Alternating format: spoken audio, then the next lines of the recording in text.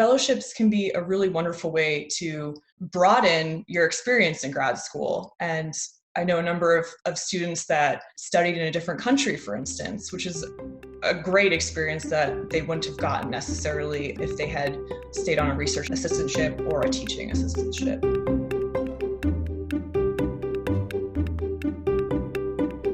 Welcome to the Personal Finance for PhDs podcast, a higher education in personal finance. I'm your host, Dr. Emily Roberts. This is Season 4, Episode 4, and today my guest is Dr. Rocheleau, a PhD in biomedical engineering who won several fellowships and travel awards during grad school and her postdoc. Anne gives advice for other fellowship seekers based on her experience of finding and applying for several fellowships each year, and shares the enriching experiences she sought out that made her a competitive candidate. The fellowships had a positive effect on Anne's personal finances and scholarly development, and we discuss how to avoid the financial pitfalls that come with some types of fellowship income. Without further ado, here's my interview with Dr. Anne Rocheleau. I'm joined today by Dr. Anne Rocheleau. Thank you so much for coming on the podcast. And we are going to be discussing fellowships, how to win them, and what happens to your finances once you do win one. And Anne has plenty of experience with this. So thank you so much for joining us today. And will you tell us a little bit more about yourself, please? Sure. Thank you so much for inviting me to be part of this podcast. I'm really excited to be here. Sure. So I got my undergraduate degree in chemical engineering from Worcester Polytechnic Institute in Massachusetts. Then I did my master's of science degree at Cornell University in chemical engineering as well. And then I did my PhD in biomedical engineering also at Cornell.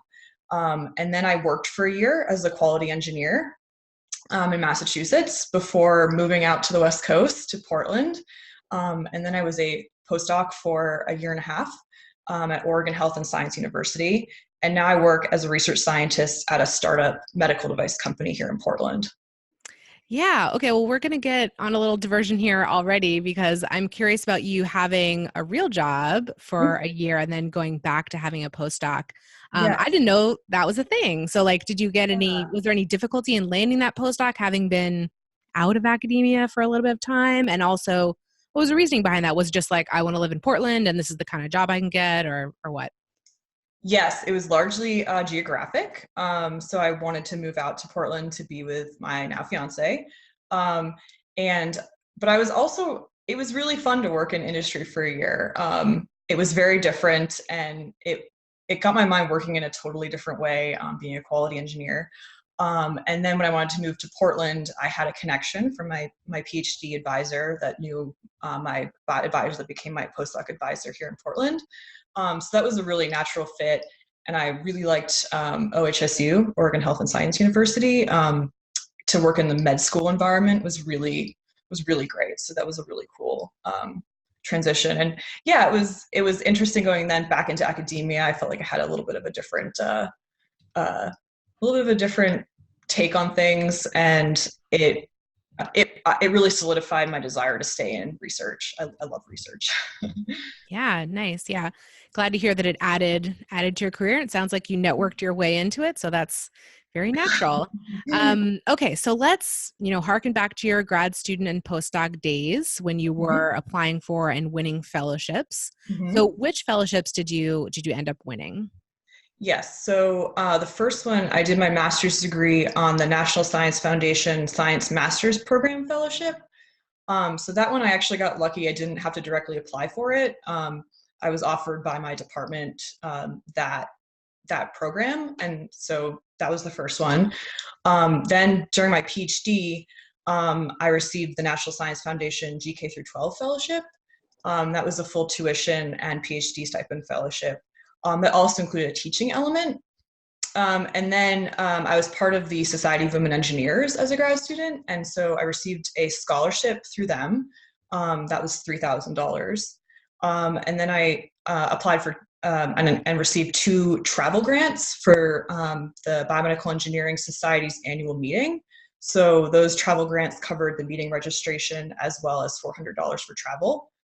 And then when I was a postdoc, I received a grant a travel grant for a conference, and I wasn't presenting there, but I did attend some workshops, and I think that was about $2,000.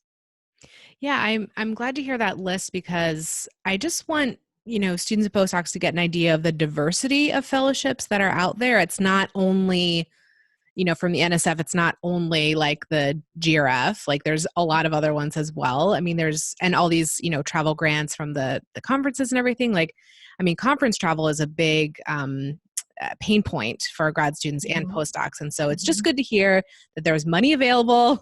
You have to ask, get a little bit, Yes. lucky, or put together the right kind of application. And, the money is there for some people. So that can help a lot.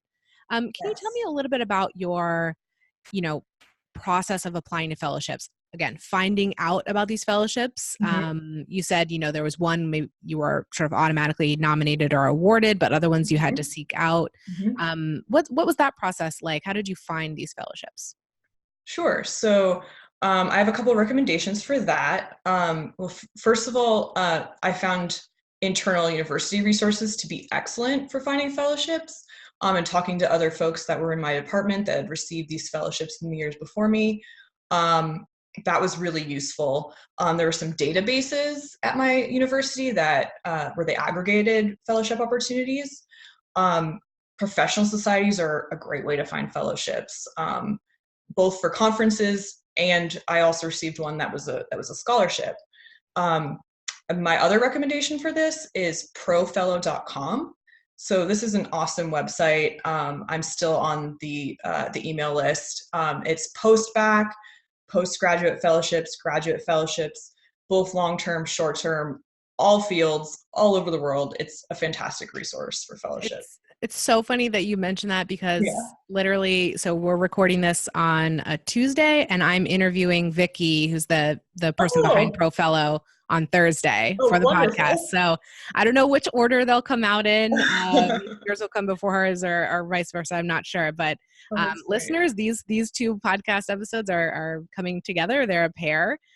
So yeah, thank you so much for mentioning those resources. I have a post, a link to it in the show notes on how to find fellowships, which includes a couple of the databases you mentioned that I saw. Some universities had really extensive ones, but I'm going to add some of the things that you just mentioned to it. So listeners, if you want to see some links to this, go to the show notes and find that post. But yeah, thank you so much for adding that. I really like the tip about the professional societies, especially. I hadn't thought about that at all, but it totally makes sense. Okay, and so you found some fellowships to apply for. You Mhm. told us which ones you were successfully awarded, but did you have some Mhm. others you applied to that you didn't win? Were you applying for a lot, or maybe only one or two a year, or what was it? Oh, yes, yes, definitely applied to a number that I wasn't successful in. This is definitely a numbers game, and sometimes you get lucky and sometimes you don't. So yes, there were certainly several from all levels, but from scholarships, fellowships, travel grants that I did not get. Yep. Mhm. Yeah, well, it's good to hear that you were just trying a lot. Did you Mhm. find that since you were applying to, submitting a number of these applications per year, how did Mhm. you think about that in terms of the usage of your time? Like, did you feel like it was not a waste of time, but not really within your core mission of what you're doing in graduate school, like something you had to do that was kind of extra? Or did you really see it as like, well, this is just grant writing and like it's building a skill set for me? Like, how did you view it? Yeah, I definitely, I mean, I do enjoy writing, so that's part of it. So I was happy to develop those skills, utilize those skills.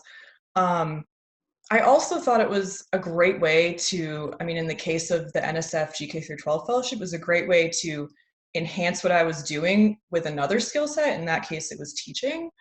Um, and mentoring. I was paired with a teacher that I mentored for a project in the summer. So yeah, I think fellowships can be a really wonderful way to uh, broaden your experience in grad school. And I know a number of students that studied in a different country, for instance, which is a great experience that they wouldn't have gotten necessarily if they had stayed on a research assistantship or a teaching assistantship. Yeah, that's a really good point because I mean, what I kind of tend to forget about is like fellowships, they pay you and or pay your expenses, but they Mhm. really, their purpose is to further your development as a researcher. Mhm. And that could be through, sure, doing your normal, whatever you'd be doing as an RA at your university, or it could be having these much more independent experiences, as you just Mhm. mentioned, that are really, really enriching in a variety of ways. And that's what a fellowship is for, right? So it's Yeah. just, Yeah. yeah, it's good to be reminded of kind of the core mission of fellowships, which is to develop an individual, not necessarily to Mhm. further, some larger grant or whatever that you're working on. So I have one more thing that I can add there too is um, I felt like it really deepened my connection to the professional societies that I was part of as well. And I'm actually now involved in my local chapter of the Society of Women Engineers as a scholarship chair.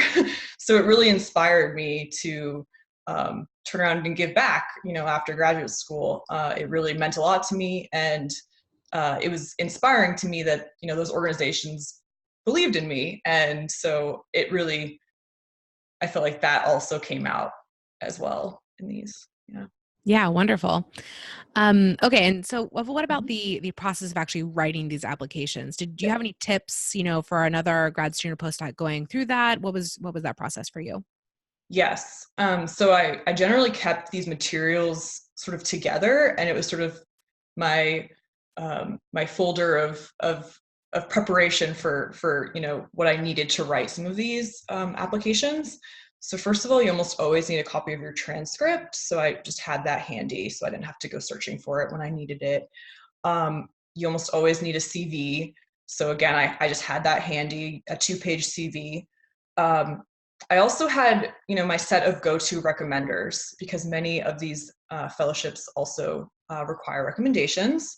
And then I had some talking points that I used as a basis for the essays for these different fellowships. I mean, they all require something a little bit different, but they almost always have a research component, like what you've previously done, what you would like to do, um, some quantifiable results if you have those. Many of them have an outreach component, so I kind of had this running list of what I was involved in with volunteer efforts and professional society involvement, and many of them have a leadership component too. So again, I just kept that list, bullet points of some of the things that I've done, and this just really helped me make the process smoother and faster. And when I went to go actually write one of these, I had something already there to go off of. Yeah, it kind of seems to me that the more of them you write, the easier it gets, right? Because you can, Yes. reuse the themes and reuse some of the Mhm. wording and so Mhm. forth from your previous submissions. Mhm. Um, what about, so, okay, we talked a little bit about the process of applying, about writing the applications, but what about the other things that you just mentioned, which was um, building up your CV, building up Mhm. your leadership experiences, building up your outreach experiences? What did you find were relevant experiences that you had that you think helped you win these awards? Yeah. So I got involved in some of the organizations through my department, and through my university. So we had some outreach events through my departments that they were really fun. I had a good time participating in those. Um, I also started getting involved in the leadership executive board of the professional society chapter at my university. So I did that for throughout my years in grad school. So I felt like that was really valuable. And again, I kept a list of the deliverables for my research. So I always had that ready to go. So I think that was helpful too. What define deliverables? Because I'm thinking, okay, papers, but maybe Mm-hmm. there's some other things in there too. Yeah, papers, presentations. Um, this wasn't applicable for me, but if there was any media coverage of your research or anything special like that, if your university highlighted your work or a local news station highlighted your work, something like that, um, those would be the main deliverables that I'm thinking of. Yeah. Okay. Yeah, great. And I assume that did you have publications early on that were easy to point to when you had these further applications, like from your master's, for example? Yes. Yes. Yep. Yeah. I think that just goes into, being the kind of candidate who wins these fellowships, having those deliverables come out early. So push for that, I think, is the advice for Yes. current grad students. Don't try to publish all your papers right at the end. It's nice to get maybe one out the door early on. Yes. Yeah. Absolutely. Anything else in that around advice for writing and winning fellowships? Yeah. So I would say, first of all, if you have any questions about the content or the materials of the application, definitely reach out to the organizational contact, and make sure that you, of course, I mean, it's an obvious thing, but make sure you're completing the full application packet. Sometimes they can be pretty long and a little bit complicated. And also, don't give more than they ask for. I mean, that might be held against you potentially. Like if there's an essay limit, stick to the essay length limit, um, things like that. And when you're organizing your essay, make sure you have an introduction. Make sure you have a section that's organized around your research, the content of what you've done before, what your proposal is. Make sure you group any of the outreach and leadership experience together, and then also explain how the fellowship can benefit you and your career path. Because I think the people that are reading and having been now on the other side, I mean, I think it really is nice to know that the person it really would make an impact to the person if they receive the fellowship. They're not just applying willy-nilly to these. It really would be meaningful and helpful to them, financially helpful too.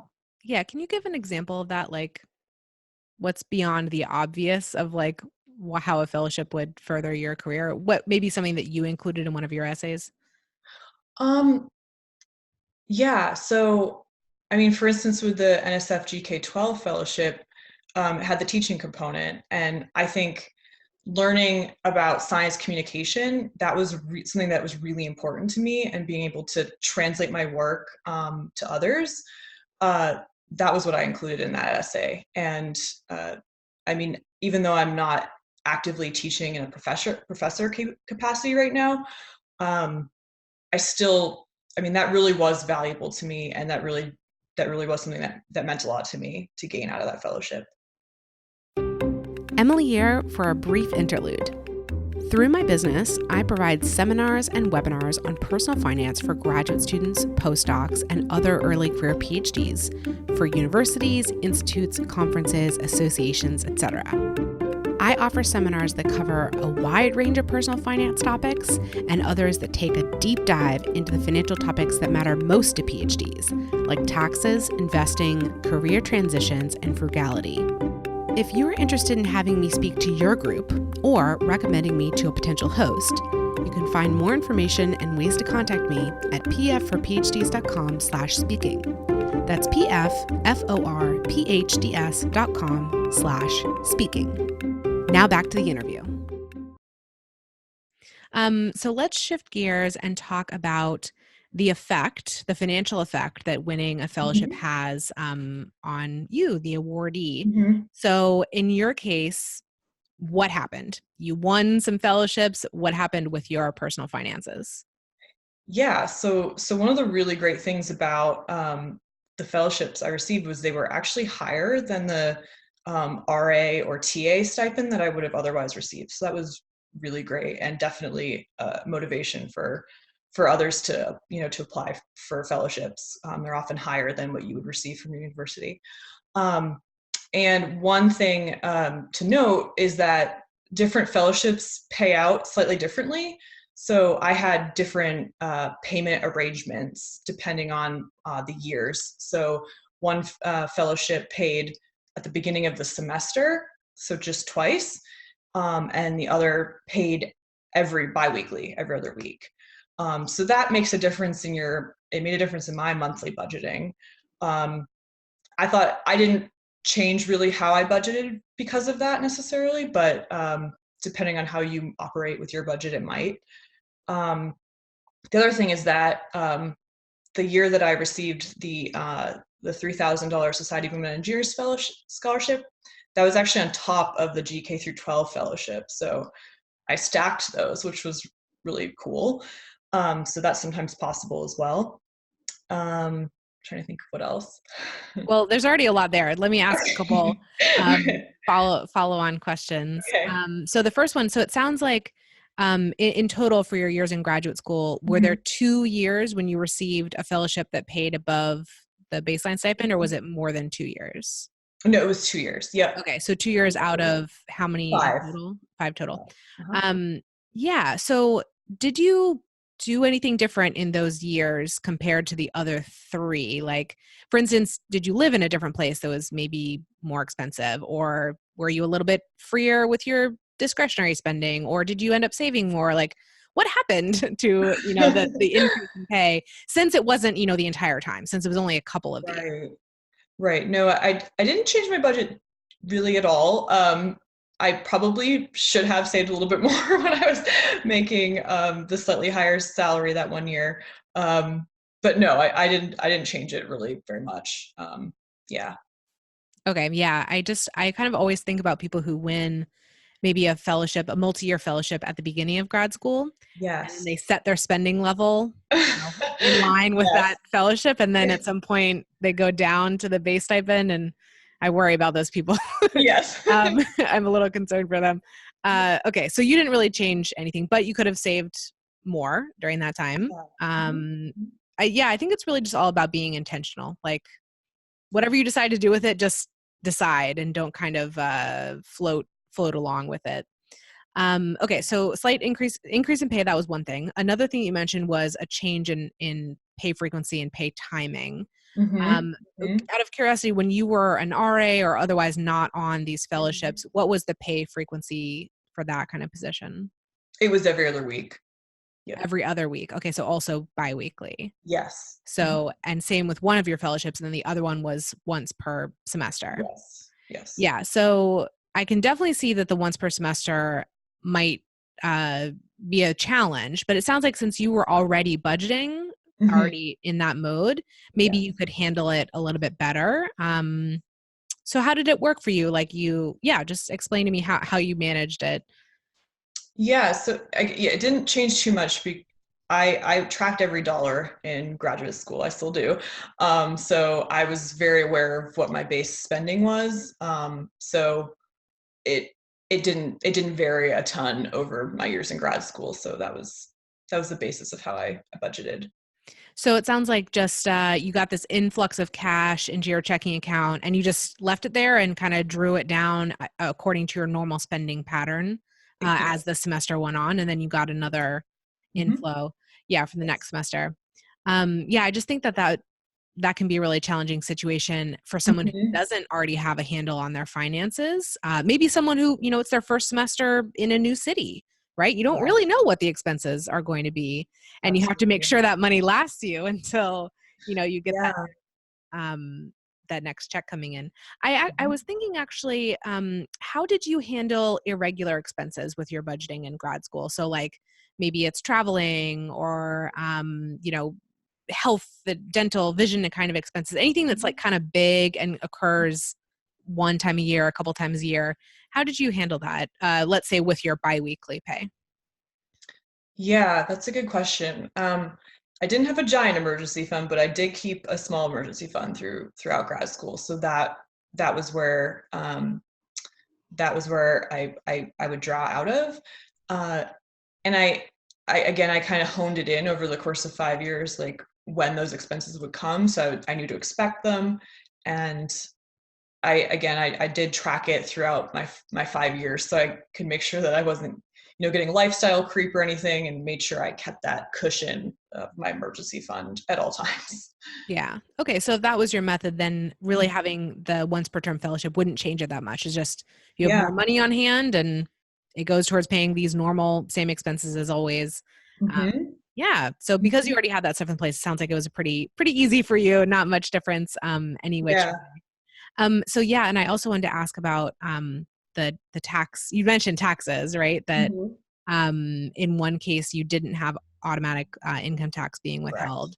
So did you end up paying quarterly estimated tax during that year? No. I remember it took me by surprise when I was filling out my taxes that year, and again, thankfully, I had the emergency fund, but I I was just not in that mindset at that time, so I didn't. Um, but I was lucky I had that emergency fund to smooth it over when tax time came and I owed Yeah. those taxes. So it sounds like you weren't even aware that it wasn't being withheld. Maybe vaguely, but Not enough not to prepare for practically. it. Yeah. Yeah. Yeah. Yeah, fair warning to any listeners. Yeah. It sounds like, in one case you did have automatic tax withholding, in one case you Mhm. didn't. So, hey, figure it out. Like maybe you'll be pleasantly surprised that you are having tax withheld from your fellowship. That could be the Yes. case. But you certainly need to know if you're not, either for that large tax bill in April or for paying quarterly estimated tax if required to. Mhm. Yeah. Any other effect on your personal finances from winning those fellowships? No, I think that's about it. Yeah.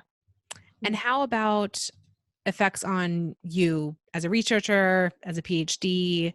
Did the fellowships do what they were supposed to do and further your development? Yeah, I mean, they strengthened my credentials, which was wonderful. They gave me the opportunity to attend conferences and present my work.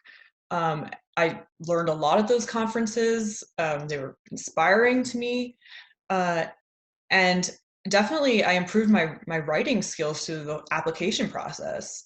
So that continues to help me today. I also feel like the application process in general also helped me hone my elevator pitch about what I was doing in graduate school, which I thought was really great. Um, and yeah, like I said before, I do think it helped me to explore some other interests that I had while a graduate student, and it also gave me encouragement and support while I was a graduate student, and that meant a lot. So yeah. Yeah, I have an article on my site, and again, we'll link it from the show notes. It's called something like "Why You Should Apply for Fellowships Even If You're Fully Funded" as a Yeah. grad student or postdoc. And Yeah. I think that it could. I mean, it was for me to some degree tempting to kind of just rest on. Well, I'm gonna be funded. I know that's Yes. gonna happen. Like I don't need to go this extra mile or many extra miles Mhm. all these applications, but it really sounds, based on your experience and others, that it's worthwhile. I mean, even just Mhm. applying, even if you don't end up winning anything, which, like you said, if you end up applying a lot, it's a numbers game. So you hopefully Yes. here and there you'll win something. Yes. But even the process of applying without even winning is valuable. Plus, if you do win, then further and Mhm. further, it really develops you as a scholar. So I'm really glad to hear your examples of that. Yeah. Any final, concluding words of advice from you on how a person who wins a fellowship can, get the most benefit possible out of it, whether it's financial, whether it's, benefiting them professionally? Any words on that?